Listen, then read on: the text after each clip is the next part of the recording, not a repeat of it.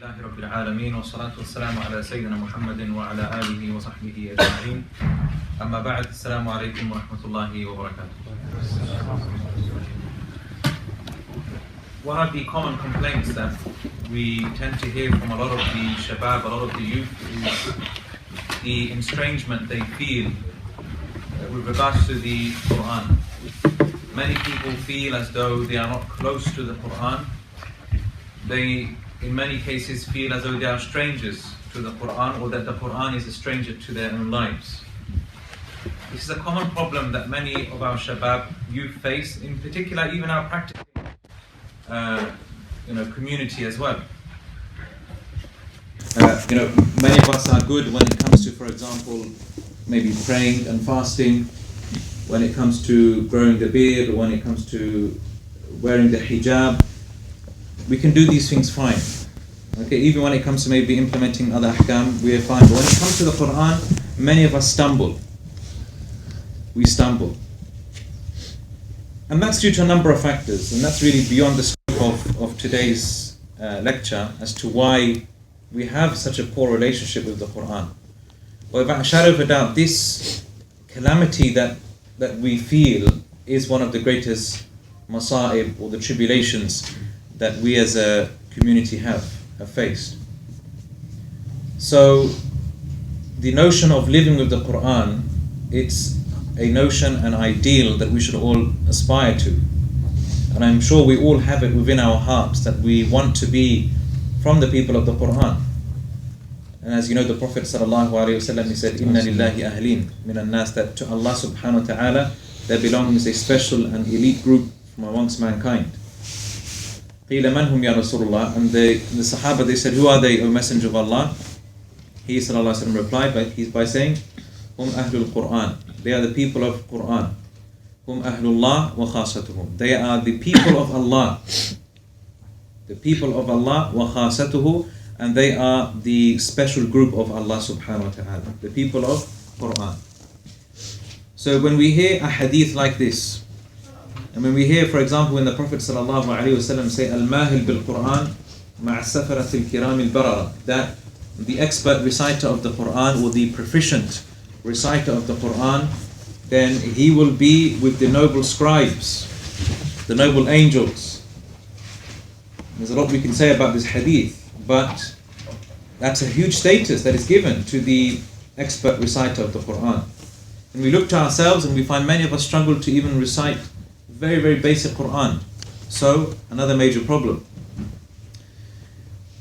Many of us also fail to recognize the greatness of the Qur'an as well, which is another reason why we find we are quite distant from the Qur'an. Because if we truly acknowledge and realize and internalize the greatness of the Qur'an and the effect that it has on the hearts of the believers, we would not be so far away from it. Allah subhanahu wa ta'ala, He says, لو أنزلنا هذا القرآن على جبل لرأيته خاشعا متصدعا من خشية الله, that if we had sent down this Qur'an على جبل, upon a mountain, you would see it essentially, being rendered, asunder and completely destroyed. Why? Out of this khushu' and khashya of Allah, out of this awe and fear of Allah subhanahu wa ta'ala. And these are the parables that Allah subhanahu wa ta'ala gives to mankind, perhaps that they may remember and be reminded. Why did Allah subhanahu wa ta'ala use this analogy of a mountain? Because the mountain is very strong. It's from the strongest creations of Allah subhanahu wa ta'ala. So for a book to render this mountain into rubble, essentially, truly indicates the power of the Qur'an. And our hearts are soft and tender by nature. Allah created in that manner. So according to this logic, therefore, our heart should be more affected by the Qur'an than a mountain. But we look to the state of our hearts, and many of us find we do not find this effect there. We do not find that effect there. And so I'm just diagnosing the problem here, and I'm just trying to make us acknowledge that a problem exists. Okay? A problem exists. But I don't want it to be all doom and gloom and we pity ourselves and think there's no escape and there's no hope. No. there is, by the fadl of Allah, by the grace of Allah, the guidance of the Qur'an is very easy to access.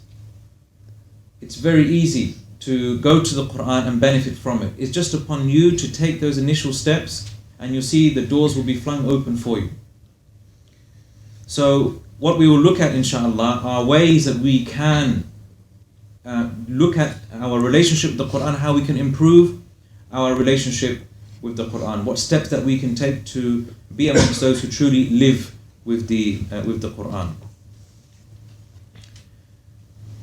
Now, when a person truly understands the virtues of the Qur'an, when a person truly understands the virtue of the Qur'an, that Allah made it a huda, a guidance for mankind. Allah made it the ruh, the spirit, the soul of our very being, in the spiritual sense. When we understand these virtues, and there are a number of virtues of the Qur'an, if you were to reflect upon them, it would push man to pay more attention to the Qur'an itself. It will push us to pay more attention to the Qur'an itself. So one of the first steps that we can improve our relationship with the Qur'an is by studying the virtues of the Qur'an itself. By studying the virtues of the Qur'an itself. Alhamdulillah, Fig Tree Publications, which is a project of MRDF, published a book recently about the virtues of the Qur'an, called the Meadows of the Divine, which is a collection of 40 hadith about the virtues and rulings related to the Qur'an. So try and read this book, study the book. It's a very simple and easy book to read. It's been arranged in bullet point form. Okay, inshallah, we have some copies we've given to the ISOC, inshallah, so maybe you can put it in the prayer room or approach your Amir or Amira for a copy, inshallah ta'ala. So that's the first step. Secondly, we need to realize and acknowledge the ways that we can possibly abandon the Qur'an. Okay, we need to realize that. So in order to prevent ourselves from falling into hajar or abandonment of the Qur'an. We know that Allah subhanahu wa ta'ala, He quotes the messenger in the Qur'an, وَقَالَ الرَّسُولُ يَا رَبِّي إِنَّ قَوْمِ اتَّخَذُوا هَذَا الْقُرْآنَ مَهْجُورًا. A very important ayah that we need to reflect on. The messenger will say, Ya Rabbi, O my Lord, my people, they took this Qur'an to be something shunned, mahjura, abandoned. Now there is some difference of opinion as to who will say this and when it will be said. Okay, but at the end of the day, we know that it's a reality that there are people who have abandoned the Qur'an. The question now is, how do we abandon the Qur'an? How do we abandon the Qur'an? Now the Qur'an can be abandoned in a number of ways. It can be abandoned in a number of ways. From amongst the ways that it is abandoned is by not believing in it. That's very obvious. If you don't believe in it, you've abandoned the Qur'an. Alhamdulillah, that doesn't apply to us here today. Another way that we can abandon the Qur'an is by not reciting it. Is by not reciting it often. Okay? So if you're amongst those who, for example, do not recite the Qur'an generally, or you only recite the Qur'an in the Ramadan, for example, then really you've abandoned the recitation of the Qur'an. And every believer must, every day, you must be reciting some Qur'an. I'm not saying it's a fard or a wajib, but if you really want to be a pious individual, if you want to be a godly person, if you want to be a person of taqwa, if you want to be from the people of Allah, if you really want to be a true practicing Muslim, even though I don't like using the term, but if you want to be a righteous Muslim, you have to be reciting the Qur'an every day. You have to really. And if you abandon the Qur'an for more than a day, then that really shows you that you are very distant from Allah subhanahu wa ta'ala. That's why the Sahaba, the Salaf, they used to say, if you really want to see your position with Allah, yani how, where does Allah fit in your heart? Okay, the position of Allah in your life, just look at your relationship with the Qur'an. So if you have a poor relationship with the Qur'an, that means your relationship with Allah is very poor. If you have a good relationship with the Qur'an, that means you have a good relationship with Allah subhanahu wa ta'ala. Okay, and that's how important it is to have that sort of daily relationship with the Qur'an. So that's one way of abandoning the Qur'an. So we mentioned believing, we mentioned reciting. Okay. Another way is abandoning even listening to the Qur'an. Okay, many of us, we don't have a habit of listening to the Qur'an. Why? Because we are preoccupied with listening to lectures, we are preoccupied with listening to nasheeds even for some of us, and some of us even go further and we are too preoccupied by listening to music. May Allah protect us from that. So the believer is someone who has a strong attachment to listening to the Qur'an. Okay? And that's something that we will speak about maybe in more detail later, inshallah. Another way that we can abandon our relationship with the Qur'an is by not reflecting over its meanings. Reflecting over its meanings. Tadabbur. Okay, tadabbur. Reflecting over its meanings is one of the most fundamental purposes why Allah even sent the Qur'an. كتاب أنزلناه إليك مبارك ليدبروا آياته وليتذكر أولو الألباب. Allah says this is a blessed book that we have sent down. Why? ليدبروا آياته. In order for people to reflect over its meanings. So that's why the Qur'an was revealed. It wasn't revealed just for us to recite and not understand what it contains. No, it's in order to understand, to reflect over its meanings. When the Sahaba, they would learn the Qur'an, how would they learn the Qur'an? They would learn a few verses at a time. A few verses at a time, understand its meanings, what rulings they can derive from it, and then move on to the next set of verses. That's why it took Umar ibn Khattab like 10 years, some reports mention 10 years for him to learn Surah Al-Baqarah. Because he would take it bit by bit, slowly, making sure that he understands what he is reciting or what he is memorizing. So, tadabbur. So that's really important, tadabbur. Reflecting over the Qur'an. One of the fundamental purposes that the Qur'an was revealed was for tadabbur. Other ways that we abandon the Qur'an is by not referring to it for judgment. By not referring to it for judgment. Whether it be judgment in terms of disputes that we have amongst ourselves, or even referring to the Qur'an for judgment in terms of for what is determining what is right and wrong. Okay? So for many of us, our maybe point of reference for determining what is right and wrong might be our own whims and desires. But the true believer is someone who returns back to the Qur'an, searching for guidance. Searching for guidance. Another way that we abandon the Qur'an is by not using it as a means of cure. Okay? There is one type of way that we haven't abandoned the Qur'an though. Okay? When it comes to using the Qur'an to treat physical ailments and diseases or problems. That we find Muslims are very good at. Okay, when it comes to jinn problems, for example, we run to the Qur'an, isn't it? Let's be honest.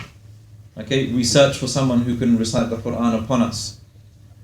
And the people that I found who recited Surah Al-Baqarah the most are usually those who have been affected by jinn or magic or black magic. Okay, that's one type of, and that's obvious. And why is that the case? Because we are clearly and visibly affected by such forms of ailments, by such ailments and diseases. It physically affects us, so it's very difficult for us to avoid. Whereas, for example, the state of the heart, that's quite a hidden affair. And so if the heart becomes sick, it's not very visible. Okay, to the average person. It's not very visible to the average person, and so they don't seek a cure. Okay. Now imagine if I was to tell everyone here today that you all have heart disease. You all have heart disease. How would we react? We'd be very scared, very worried. We'd be running to our GPs, going to the doctors, getting scans and looking at ways of, improving our health and trying to remove the heart disease, etc. But if I was to say to everyone today, we all have sick hearts in terms of spiritually sick hearts, you won't find that sense of urgency. Even though Ibn Qayyim used to say quite often that the death of the heart, the spiritual heart, is more severe than the death of the physical heart. Why? Because the death of the physical heart means you die. Everyone's going to die at the end of the day, but you can still go to paradise. Yeah. People that die, righteous people, they will eventually die. Their physical hearts will die, but they'll go to paradise. But if you have a dead spiritual heart, a heart that is devoid of Qur'an, okay, then that's a huge disaster, because what will that mean in regards to your fate in the afterlife? That's why in a hadith, the Prophet ﷺ is reported to have said, in hadith al-Tirmidhi, hadith Anas, إِنَّ الَّذِي لَيْسَ فِي جَوْفِهِ شَيْءٌ مِّنَ الْقُرْآنِ كَالْبَيْتِ الْخَرِبِ, that the one who has no Qur'an in his heart, لَيْسَ فِي جَوْفِهِ, the one who has no Qur'an in his heart, كَالْبَيْتِ الْخَرِبِ, is like a house which has been a destitute house, an uninhabited house. So what happens in a house when it hasn't been inhabited for a long period of time? What happens? It becomes decayed, it becomes filthy and dirty, dust, insects, cobwebs, okay? It becomes derelict. Whereas if it was inhabited, there's someone continuously cleaning it, taking care of it, making sure that it's upright, etc. So that in this hadith, the Prophet said, the one who has no Qur'an in his heart is like this derelict house, uninhabited house.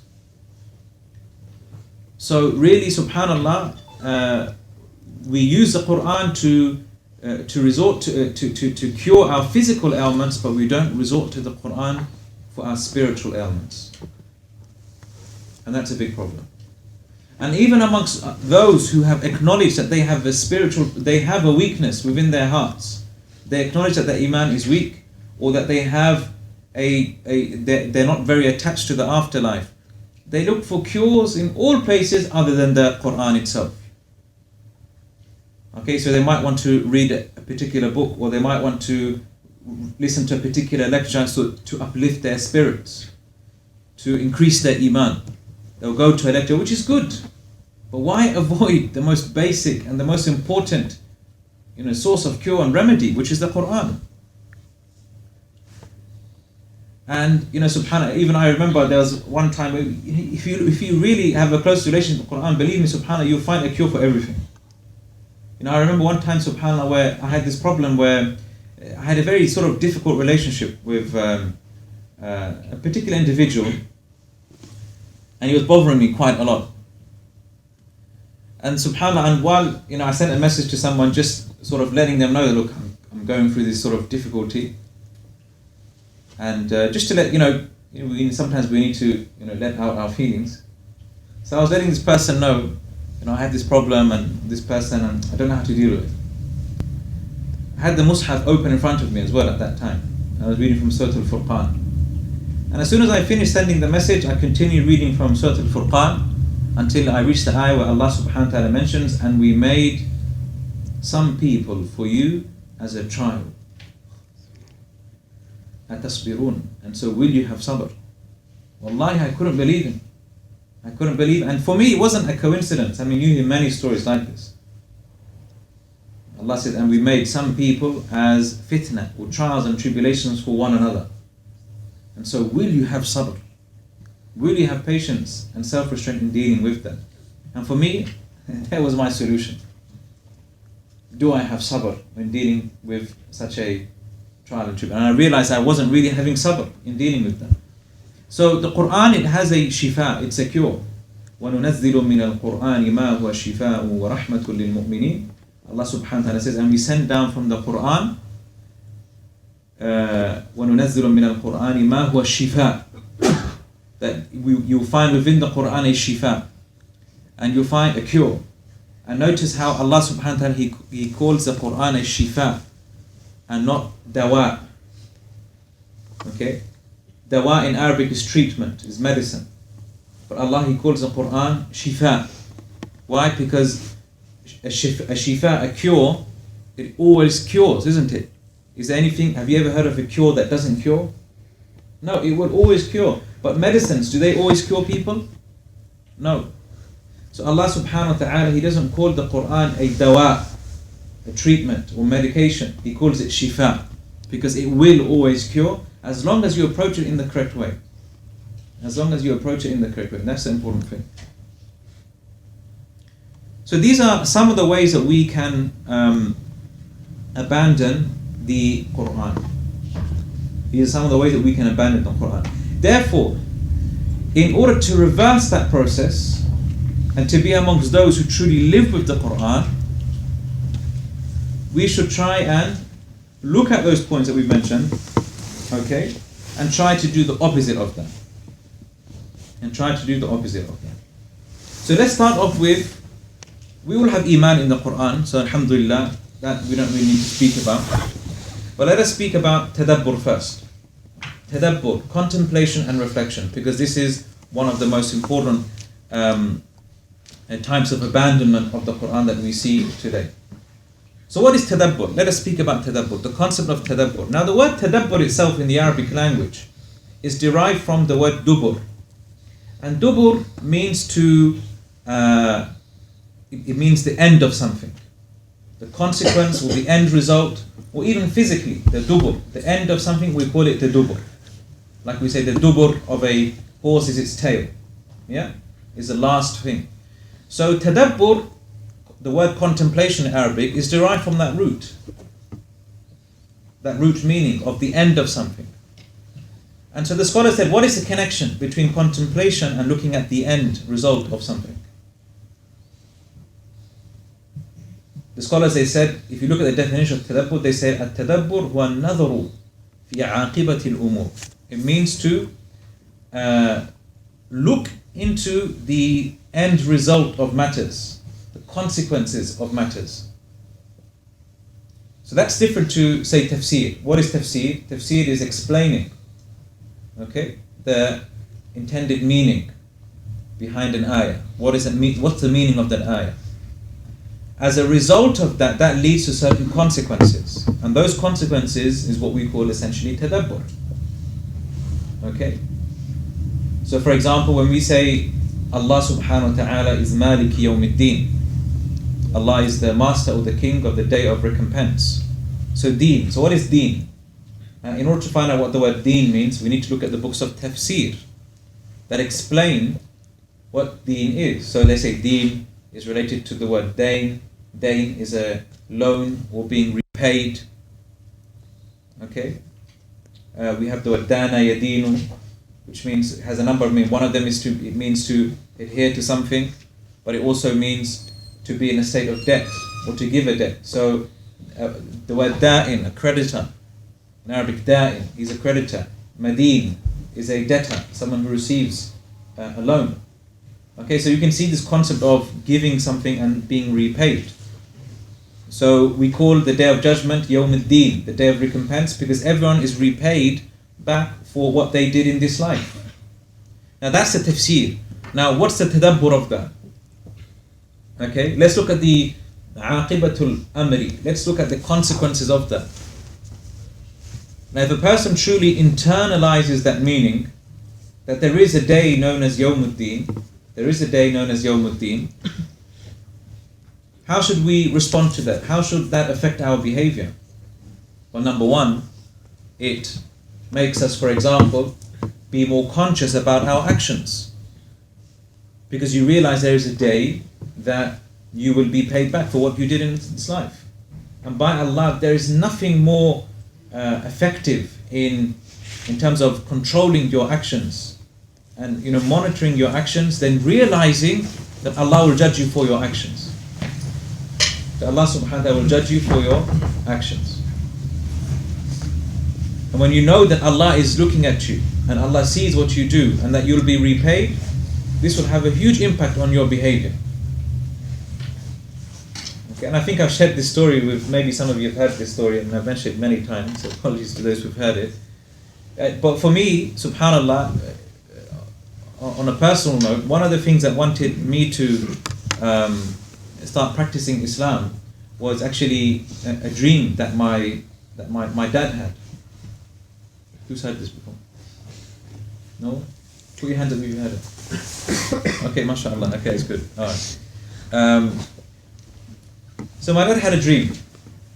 Okay? And my dad, rahimahullah, used to dream a lot. Okay? And a lot of his dreams would come true. And this habit sort of runs in the family actually. So whenever any of us have dreams, we're sort of very cautious, what's going to happen, because in many cases they come true. So my dad, he had a dream that he saw his father to my granddad. And in this dream, my granddad tells my dad that when I do wudu, I don't wash my feet properly. Okay? And I must have been about, 11, 12, 13, that sort of age. Okay? Maybe 13, 14. And so my dad just woke up and said, I had a dream. I saw your granddad telling me that you don't wash your feet properly when you do wudu. And I thought to myself, oh my gosh, it's true. And I realized, because when I used to wash my feet, I would just, put it underneath the tap and just quickly, just move away. And I didn't make sure that, my whole foot was washed. As you know, you have to make sure all of your foot is washed when you do wudu, isn't it? Especially the heels. The Prophet ﷺ would warn people. He said, وَيْلٌ لِلْأَعْقَابِ مِنَ النَّارِ. Yani, beware of your feet, your heels. Don't let the fire touch your heels because you're not washing your feet properly. So obviously that instigated a trail of thought, and I began to think to myself, subhanAllah, my granddad could maybe see me. Okay, this was the initial reaction. My granddad could see. Every time I used to enter the bathroom, I used to get really scared. I'm thinking, maybe he can see me, and then, And then it hit me. One day it really hit me, and I thought, subhanAllah, look how scared I was to think that my granddad can see me. Yet I didn't have the same level of fear,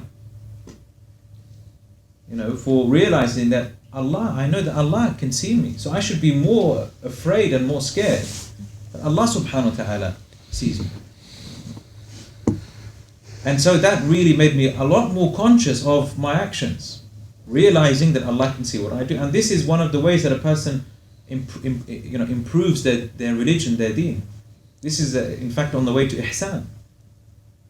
The Prophet ﷺ, when he was asked about ihsan, what is ihsan, or achieving excellence in worship, how did he respond? أن تعبد الله كأنك تراه فإن لم تكن تراه فإنه يراك. You worship Allah as if you see Him. And if you cannot reach that level, then know that at least He sees you. In this hadith, the Prophet ﷺ is essentially mentioning two levels. According to many scholars, the Prophet is speaking here about two levels: the level of mushahada and the level of muraqaba. The level of mushahada is the highest level of ihsan. This is when a person worships Allah as if he sees Him. Now, what does that mean? Many of us, we've heard this phrase before, correct? Yeah. What does it really mean? What do you focus on when you're trying to reach ihsan? Are you trying to imagine what Allah looks like? Astaghfirullah. No. You cannot imagine what Allah looks like. So what does it mean to worship Allah as if you see Him? Meaning, you worship Allah subhanahu wa ta'ala, and your focus is not on Allah, your focus is on your state. How would you be if you were standing in front of Allah now? How would you be right now if you were standing in front of Allah? And by the way, ihsan, mushahada, is not just for salah.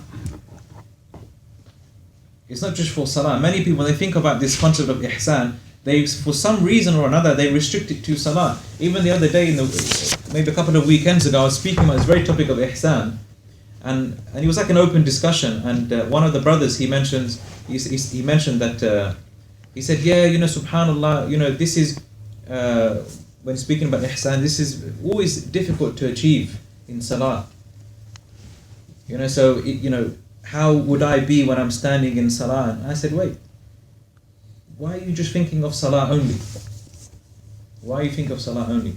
Ihsan is to worship Allah in all of your circumstances.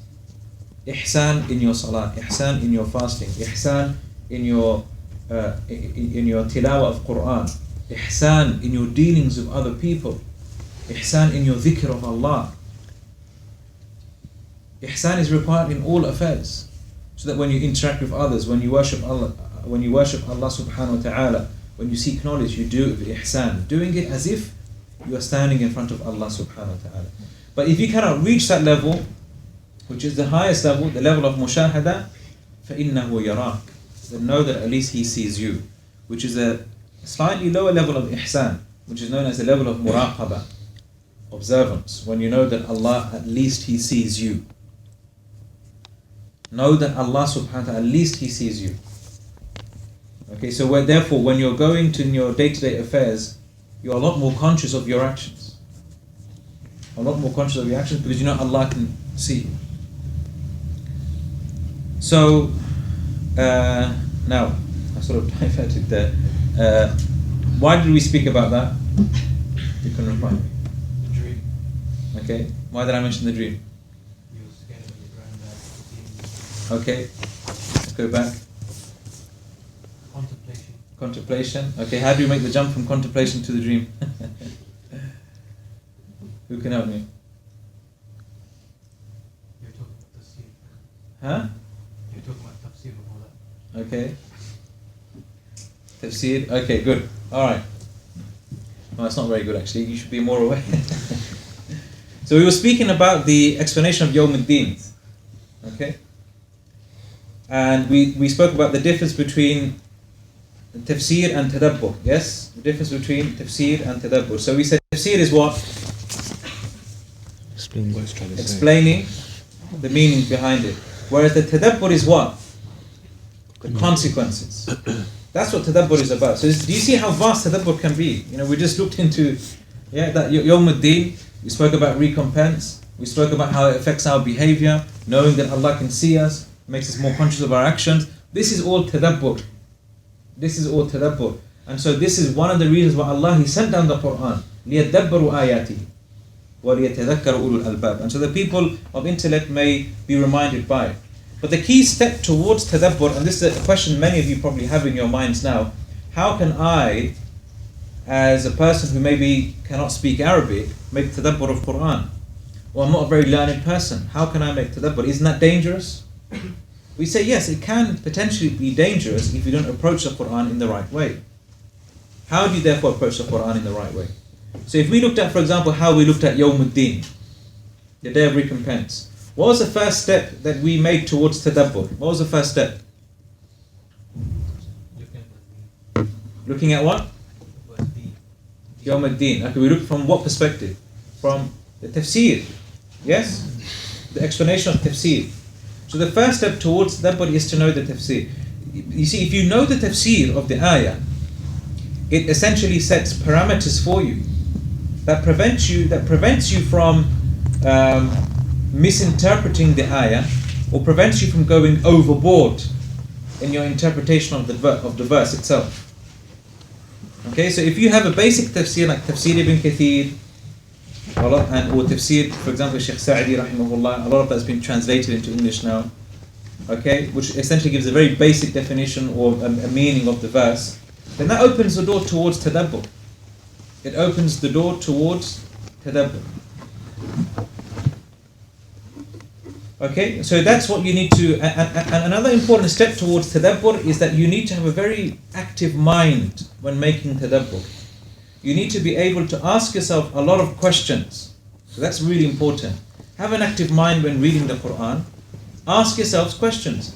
For example, why is this mentioned here? Why is this ayah mentioned in this place? Why, for example, does Allah mention at the end of the verse a particular name? Okay, why, for example, is Qul Huwa Allahu Ahad called Surah Al-Ikhlas? What does Ikhlas mean? Huh? Sincerity. Have any of you ever thought why Qul Huwa Allahu Ahad is called Ikhlas, sincerity? Have you actually thought about that? Have you even raised that question to yourself? Or for example, when you recite Qul A'udhu bi Rabbil Falaq, say I seek refuge in the Lord of the daybreak. We've all memorized this, but have we actually asked ourselves why Falaq? Out of all, Allah is a Rabb of everything. He is the Rabb of mankind, the Rabb of the samawati wal ard, the heavens and the earth. He is the Rabb kulli shay. He is the Lord of everything. But here, Rabbil Falaq, the Lord of the daybreak. Now, why daybreak? What's the significance of that? What has that got to do with seeking refuge in Allah? What has that got to do with evil, for example? These are questions you need to ask. If you don't ask those questions, benefiting from the Qur'an will be very difficult. Benefiting from the Qur'an will be difficult. Okay? So that's a key step towards tadabbur. A key step towards tadabbur. Now, in many cases, especially for a beginner who's not familiar with the themes of the Qur'an, this will open the door to so many questions, and those questions could maybe even confuse you and make you feel more distant from the Qur'an.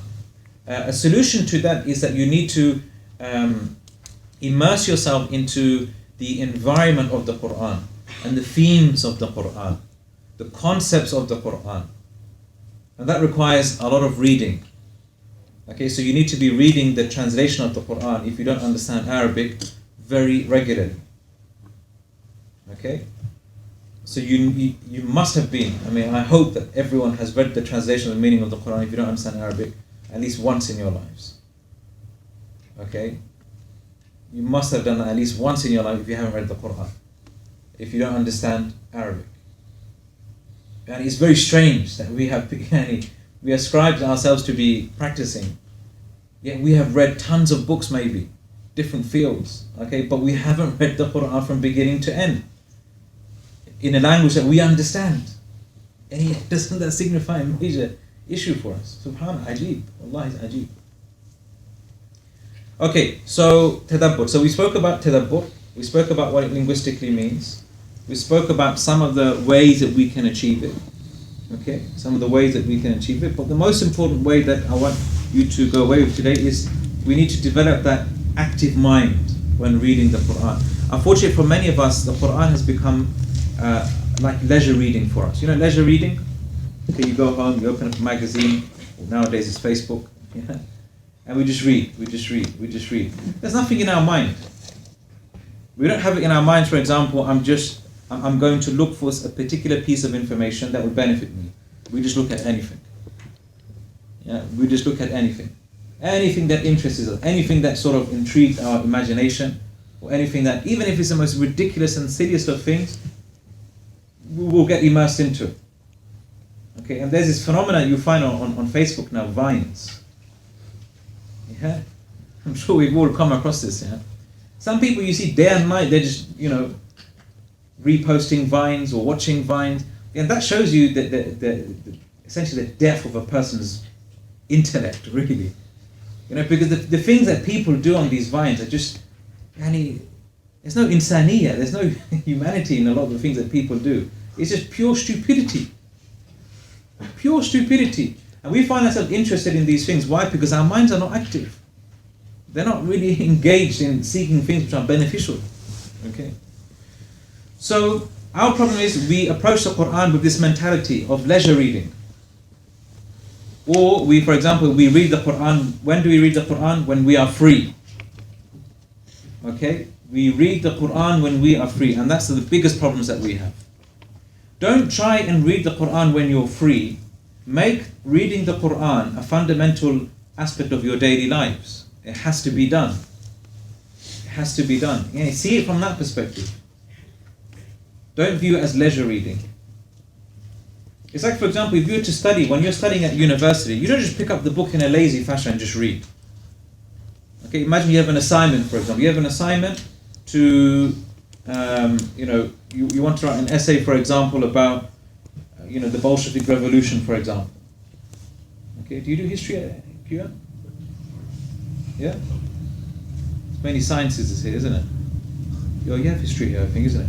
Yeah, so you pick up a book, okay, on early Russian history, for example. You don't just read it aimlessly from beginning to end. What are you doing? You're looking for pieces of information that will benefit you for your essay, isn't it? You underline, you write notes. Okay? How many of us, for example, have ever made a note when we have read the Qur'an? How many of us have highlighted? Okay? Or, now we have apps where you can highlight ayat or write notes, for example. Or put a mark, for example, for us to come back to it later because this ayah has really intrigued you, for example. How many of us do that? We wouldn't do that, though. So that shows you our mentality. We're not approaching the Qur'an with the active mind, where we're looking for something. Okay? Recently, a tafsir was published in Arabic called Al-Mukhtasar fi Tafsir, published by Markaz al-Tafsir al-Dirasat al-Qur'aniyya. Really beautiful, beneficial tafsir. Unfortunately, it's in Arabic though. But what the tafsir does, at the bottom of each page, it mentions the fawaid, the benefits from each page. Okay, so say benefit 1, the akhlaq of the anbiya, for example, is like this. from the akhlaq of the Anbiya is that they continuously call upon Allah.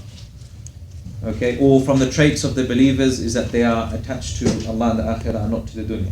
So you find these points. And what I used to do when I used to read, what I first used to do is read the page, then read the fawaid, the benefits at the bottom. But then I reversed the process. Before I read the page, I would read the benefits first. Okay, I would read the benefits first. And then that would completely change the way I would read that page. Okay, so for example, if one of the benefits was that from the characteristics of the prophets is that they call upon Allah a lot with the term Rabb or Lord, for example. So when I'm reading the page, what am I going to do? What am I going to do? I'm going to look for that ayah, isn't it? I'm going to consciously look for that ayah that mentions that, which means my mind is now actively engaged with the Qur'an and it's not, far away thinking about something else.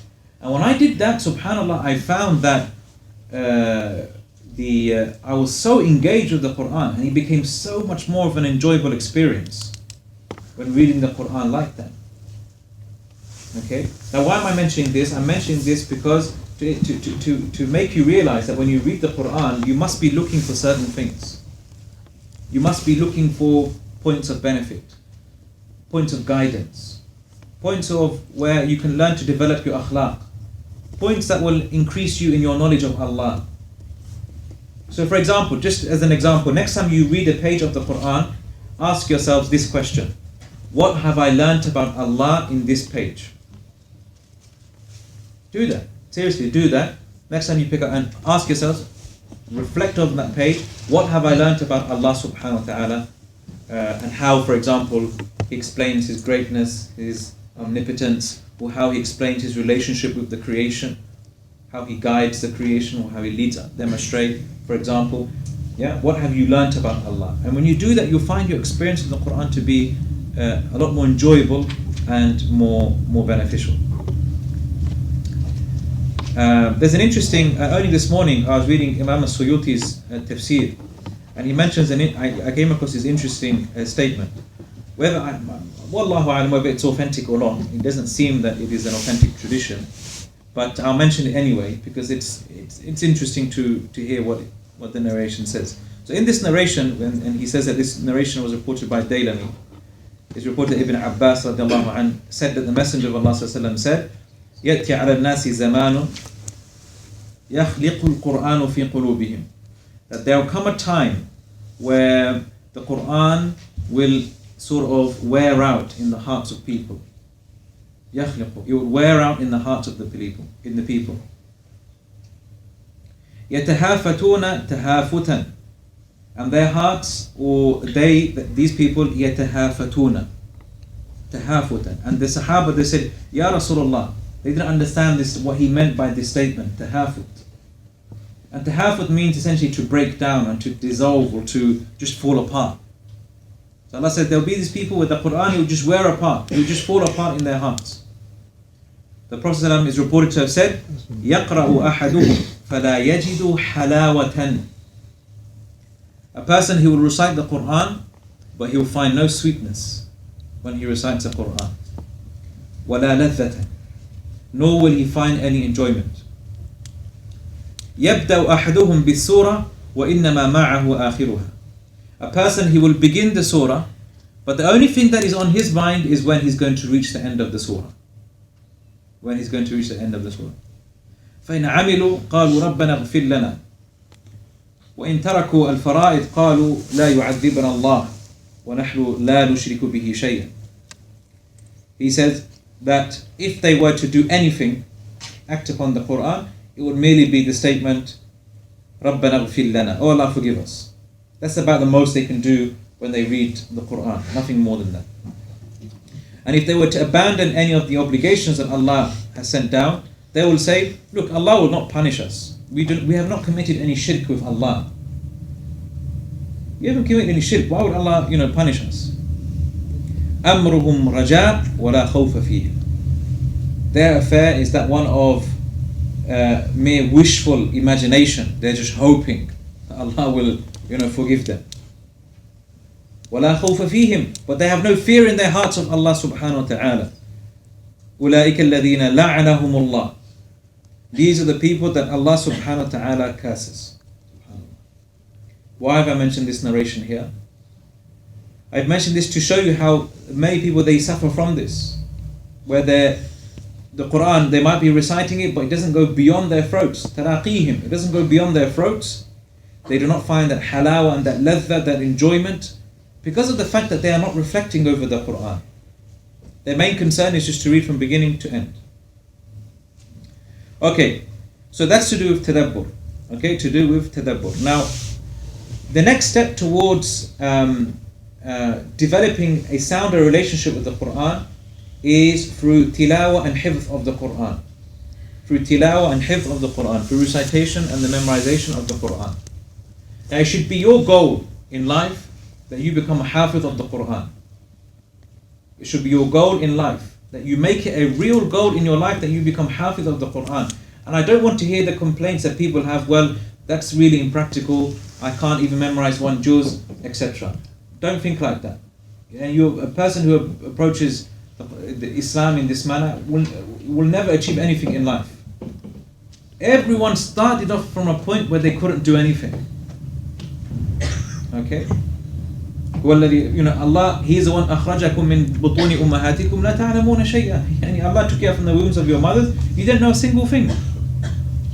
There was a point where the likes of Muhammad Siddiq al-Minshawi or Abdul Basit al-Samad, they couldn't read or write Qur'an. There was a time. There was a time when they would stutter when they would recite. It happened to everyone. But they took it upon themselves to learn the Qur'an, to memorize it. They had the willpower, the azima to do it. And Allah assisted them in that. Okay? And if you make that your goal, for sure, not all of us will be able to achieve that. But at least we'll memorize something, isn't it? Yeah? So people who have it in their mind, I'm not going to be a hafiz of the Qur'an, these people end up memorizing practically nothing. Those people who have it in their minds, I want to be a hafiz of the Qur'an, they will at least memorize 1 or 2 juz. And to meet Allah subhanahu wa ta'ala on the Day of Judgment with 1 or 2 juz is better than to meet Allah with having hardly anything in your heart of the Qur'an. Okay? So make it a goal. And make it a daily habit that you recite the Qur'an.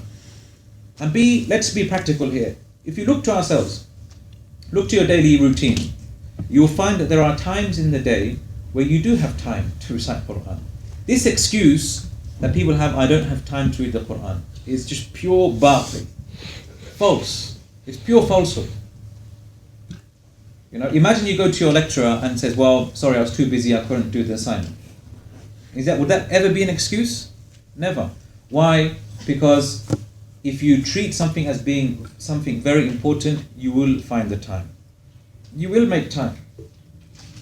Okay? You will find the time. So let's be practical here. If we all pray Fajr, which I'm sure inshallah is the case for all of us, inshallah. If we all pray Fajr, why not just recite Qur'an after Fajr every day? Let's just kick out this lazy habit that many of us have, which is what? To go back to sleep after Fajr. Kick that lazy habit, or at least recite the Qur'an for half an hour and then go back to sleep. Because now we're going into the summertime and Fajr is getting a lot earlier. So at least for half an hour. And if you become a good reciter of the Qur'an, proficient, you can finish 1 juz in 30 minutes. Easily 30 minutes. You can do that. Okay? An average reader that struggles maybe a bit longer, 40, 45 minutes. Or 30 minutes, subhanallah. It's not much. Okay? And if you struggle to do it after Fajr, then try and recite a few pages, okay, after each salah. 5 to 10 minutes. Imagine that. Subhanallah, if you recite 5 to 10 minutes of Qur'an after each fard salah, you complete 1 juz a day. Okay, now many people think, reciting 1 juz a day, that's for Ramadan. Yeah, that's for Ramadan. And if you as a huge task, reciting 1 juz a day, ajib, subhanAllah, the scholars would really look down upon people that wouldn't do 1 whole khatam every month, on a normal basis. Okay, so in Ramadan you're meant to do many khatam as much as you can. It's not just do one khatam. No, that should be a regular habit. And that's why the Prophet ﷺ, he used to see this from his companions. They would recite the Qur'an so much that he would put a limit. Okay, like don't recite the Qur'an in less than 7 days or in less than 3 days, according to different riwayat. Okay, addressing different people. So people say, no, I can do more than that. I can do more than that. So imagine that reciting the Qur'an every 7 days, every week. You're feeling one whole khatam of the Qur'an once a week. That used to be the habit of the Salihin. That used to be the habit of the righteous. Okay, so do that. Make it a daily habit. Now, what you can do is, my advice: if you're not hafiz, then obviously if you're hafiz, then reciting a juz should be the bare minimal requirement, really, for your revision. Okay. Now, a lot of you will say, well, I need to focus more on my hifz, for example. That's fine.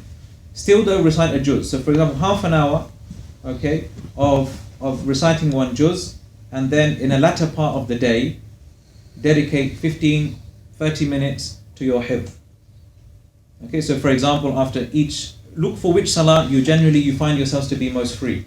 So it might be after Asr, it might be after Isha, for example. Keep that time dedicated to your hifz or muraja'a, or memorize, or revision of what you've memorized. Okay? Just be practical like that, and make this your daily wird, your daily portion that you have to stick to. Okay, and the Sahaba, they used to have this. They used to have this wird where they would recite a fixed amount every day.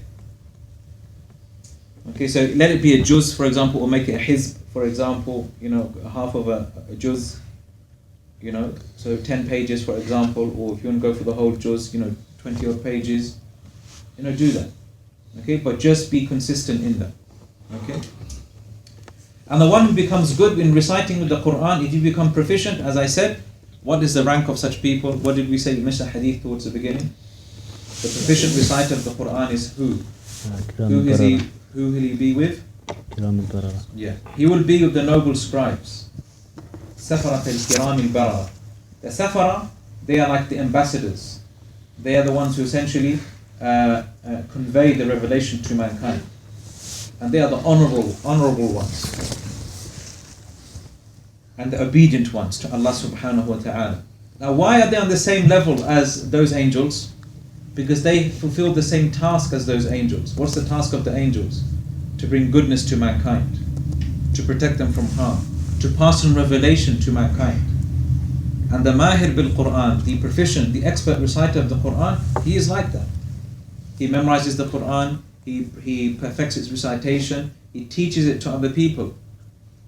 And that's why the Prophet ﷺ said, خَيْرُكُمْ مَنْ تَعَلَّمَ الْقُرْآنَ وَعَلَّمَ. The best of you are those who learn the Qur'an and then teach it to others. Okay, so this should be a goal within your ambitions, inshallah. We also know the Prophet ﷺ said, مَنْ قَرَأَ حَرْفًا مِنْ كِتَابِ اللَّهِ فَلَهُ بِهِ حَسَنًا. That whoever recites one letter from the Qur'an, he will have 10 hasana, 10 good deeds. وَالْحَسَنَةُ بِعَشْرِ أَمْثَالِهَا. And each good deed can be multiplied from tenfold up to, manifold. لا أقول ألف لام ميم حرف. And the Prophet said, I don't say alif lam mim is a harf. Alif is a harf, lam is a harf, mim is a harf. So just by reciting those 3 letters, you get a minimum of how much reward? 30. And that could be multiplied, hundreds of times. So imagine hasanat. Okay? This leads on to another important point, which is that when a person recites the Qur'an, he recites the Qur'an for different purposes. He might recite the Qur'an for the purpose of ajr. Yeah? For the purpose, just purely for ajr. Like I'm just reciting for ajr. Other times you recite the Qur'an for revision of what you've memorized. Sometimes you recite the Qur'an for memorizing the Qur'an. Sometimes you recite the Qur'an for tadabbur, reflection. Okay, so if you want to have a dynamic relationship with the Qur'an, use and make your relationship with the Qur'an such that you approach the Qur'an from all of these avenues. So you read it for the sake of reward, you read it for the sake of memorization, you read it for the sake of revision, you read it for the sake of tadabbur, reflection. Okay, you read it for those various different reasons. That makes your relationship with the Qur'an a lot more dynamic, rather than just having this leisure-minded approach when reading the Qur'an that many of us suffer from. Okay, other ways that we can improve our relationship with the Qur'an. So we said one of the ways we abandon the Qur'an is by not resorting to it for judgment.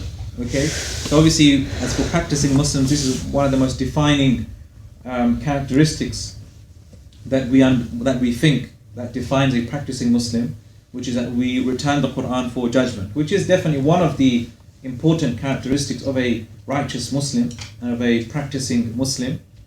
Okay, but our problem lies really elsewhere. Another way that we can improve our relationship with the Qur'an is by making the Qur'an the basis of our knowledge.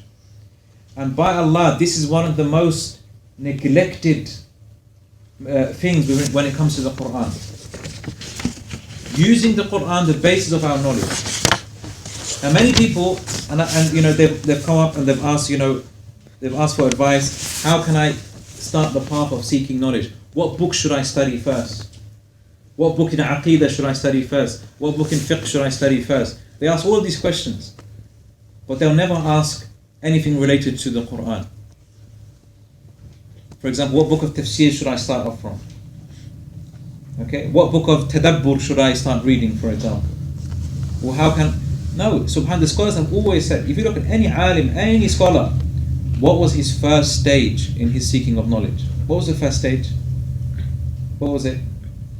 Memorizing the Qur'an. Memorizing the Qur'an. Okay? And if you see the way that they would teach, the first thing that they would teach is Qur'an. And that's one of the pitfalls and one of the major mistakes, I think, in a lot of our da'wah here in the West that we have neglected. Alhamdulillah, it's on the rise, but people are returning back to the Qur'an. They're reviving this idea of referring to the Qur'an for guidance. Okay, so the basis of our knowledge, and I don't just mean fiqh purely in a fiqhi sense, but in terms of akhlaq and mannerisms.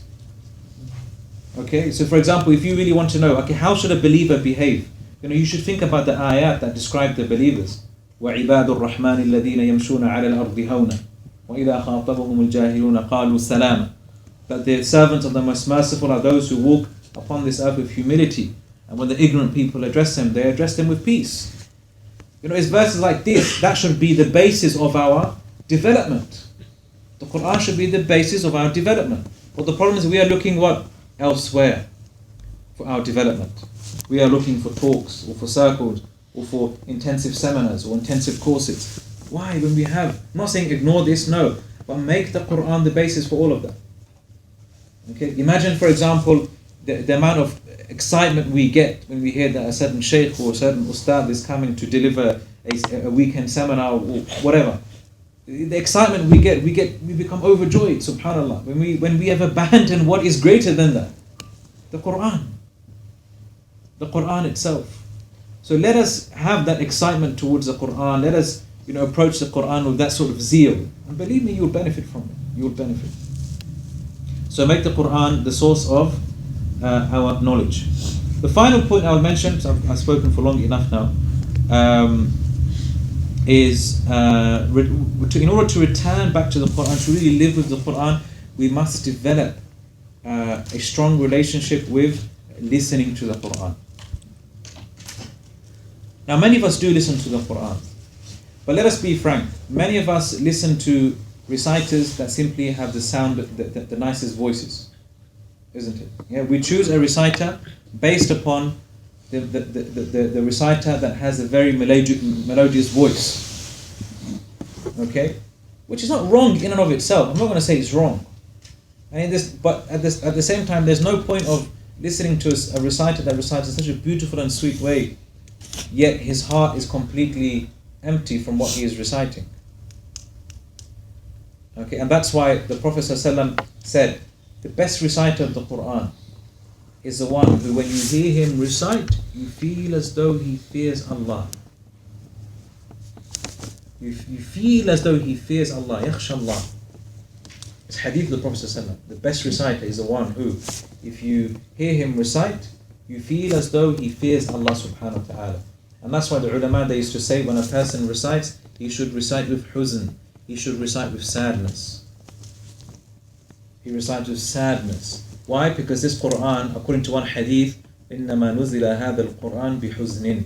This Qur'an was sent down with sadness in a hadith. Many scholars said this hadith is not sound, authentic, but they said its meaning is correct. Its meaning is correct. And that's why the Prophet said, well, if you were to recite the Qur'an, then you should weep. And even if you cannot weep, then make yourself weep. Because the Qur'an speaks about these very amazing topics, amazing scenes of the afterlife, the greatness of Allah, paradise, the hereafter, guidance, misguidance. These are really sober, topics, serious topics.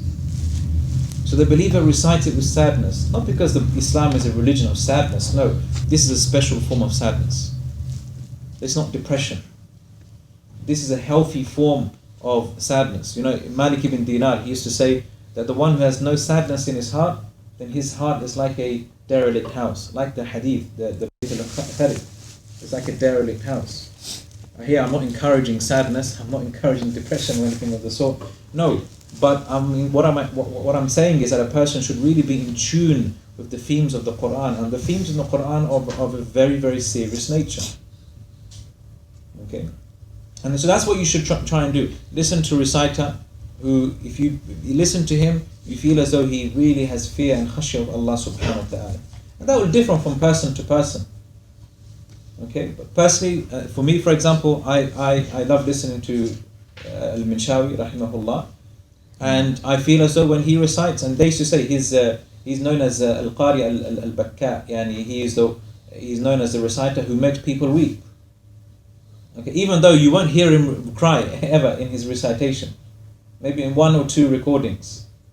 Okay, they recorded him weep in his recitation. Okay, but despite that, usually when do reciters make other people weep? Is when they themselves weep, isn't it? Okay, so when you hear a reciter weep, it makes you weep. That's fine. That's okay. But for a reciter to make you weep, even though he is not reciting, shows you the power of his recitation, and that he's really reciting from the heart. Okay, so try and develop that.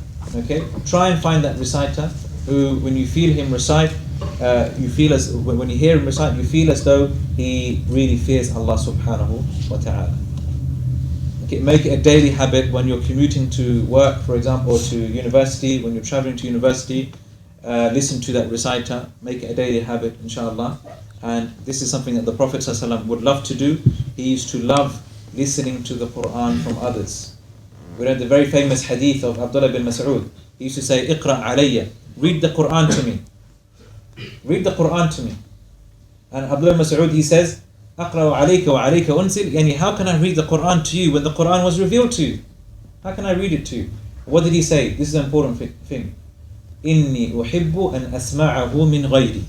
I love listening to the Qur'an from other people. Now here, brothers, this is an abandoned sunnah. We might think, yeah, we listen to the Qur'an from others, but we listen to recordings. We don't listen to people live in front of us. Have you ever seen this? A person sitting there reciting the Qur'an and someone is sitting there listening to him. Do you see much of that ever? No. But look at the difference. Imagine someone, you're sitting there, and someone's sitting right in front of you, and they're reciting the Qur'an, and you have your head lowered, and you are trying to understand what the person is reciting, or you have a translation of the meaning. Imagine how effective that will be. Imagine how effective that will be. So try and do that in your ISOC, for example, do that amongst yourselves.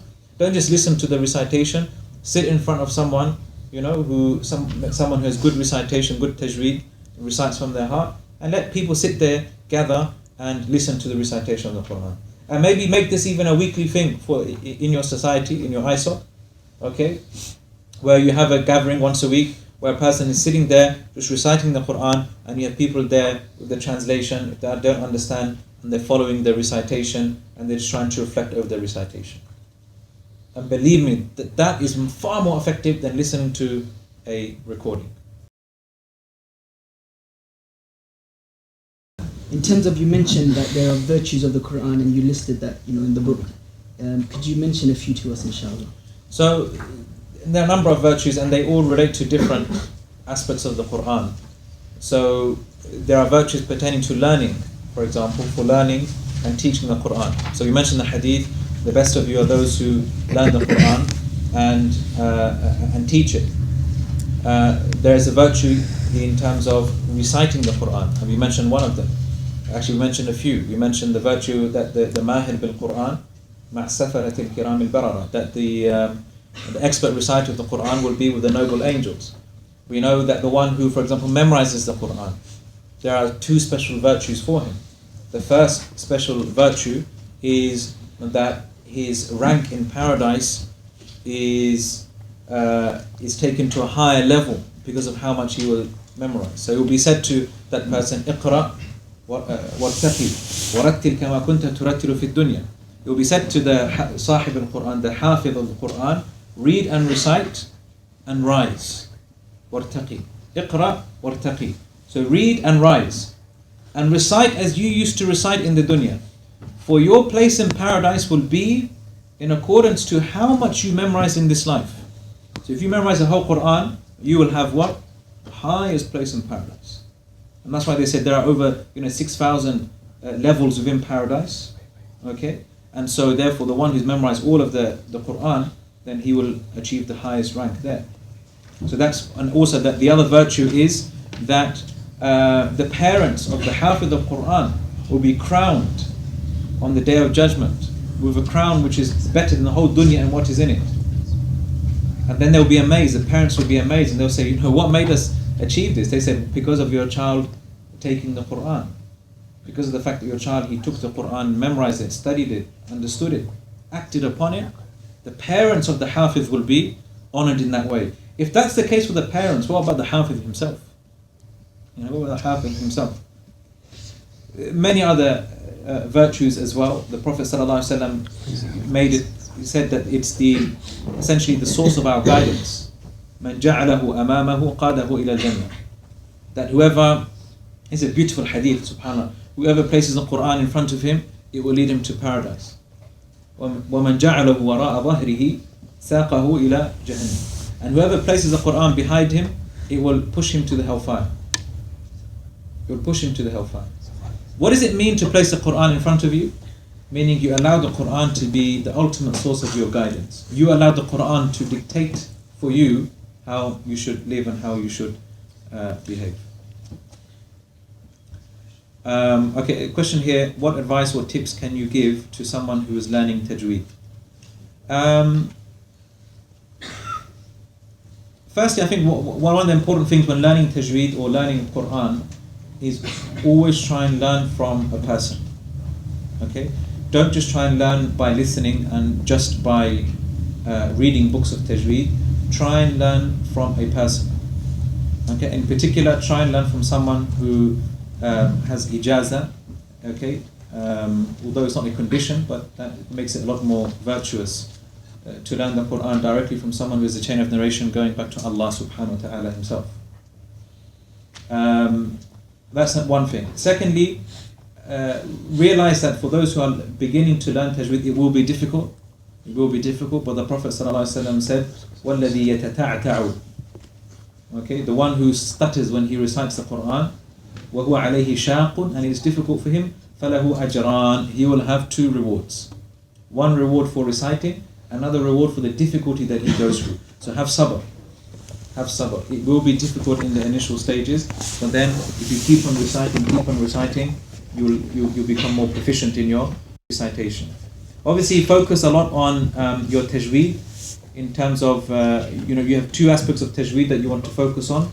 So the standard rules of tajweed, like idgham, izhar, and what have you, you want to focus on that at first, and then try and focus on later after that on the sifat of the huruf, the characteristics of letters.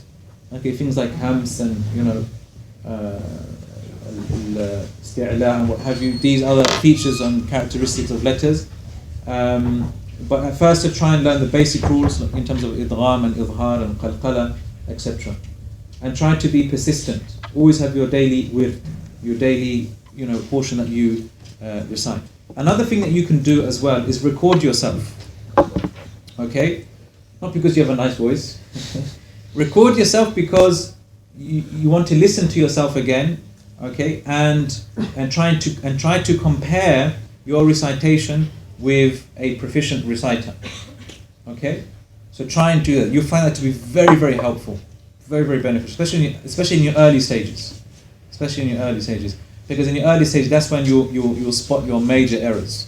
And for example, if you're not elongating, you're not making the correct mudud at particular places, you'll see the difference straight away.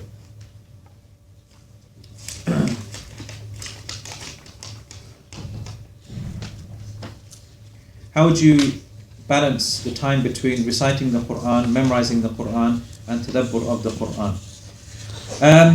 Obviously, you want to maybe in your first stages, in terms of developing your relationship with the Qur'an, a lot of your time will maybe go towards correcting your tajweed and memorizing. Okay, so you'll find that most of your time will go on that. Then, in terms of prioritizing what to do after that, I would say tadabbur of Qur'an should come. That should either be the first or the second. Okay, in terms of levels of importance, and then maybe tilawa for the sake of, or reciting just for the sake of ajr and reward. That would probably come towards maybe the end. Okay, but your primary focus should be on tadabbur and memorizing and perfecting your tajweed. So prioritize with that. And when you have time for other things, when you have spare time, then maybe you can use your spare time, for example, for you reciting the Qur'an for the sake of ajr and reward. But remember, it's not a matter of finding time. Always remember this, brothers and sisters. It's not a matter of finding time, it's a matter of finding your determination. That's the key thing. Yeah? If you increase your determination, you will have all the time in the world. You will have all the time in the world. Okay? And you'll even find that you'll be so blessed in your time that you'll feel as though you have too much time on your hands, even though you're fulfilling all of your targets. Okay. What English translations do you recommend? I personally use probably quite a few, especially when preparing to deliver a class in tafsir. So I think it's good to have use a combination of different translations. Probably one of the best I've come across is the one by Professor Abdul Halim, who is a lecturer in South University. Okay, so that's the one published by Ustadh. So that's very good. There are some issues with his translation, but in terms of its flow, in terms of the way it was arranged, it's very good. It's readable. Sahih International, it's accurate from an aqidah perspective, okay, but in terms of the flow of the translation, it's quite poor. Okay, you're better off if you want to read like in terms of flow and to understand. Probably better to read like Pickthall or Yusuf Ali. Arbery's translation is an old translation. Arbery, it's good in places, okay, but at the same time it can be quite archaic in its choice of words. There's a good application actually. If you there's an application called Zikr, spelled Zekr. Zekr. Okay, that's something you can. I don't think it's available on a smartphone, but it's available on a Mac and Windows. Okay, Zikr. Okay, that's the good thing with Zikr is that you can have a number of different translations open at the same time. So that way, so you can read all the translations, and by reading the various different translations, it actually gives you a better understanding of the verse. Allah.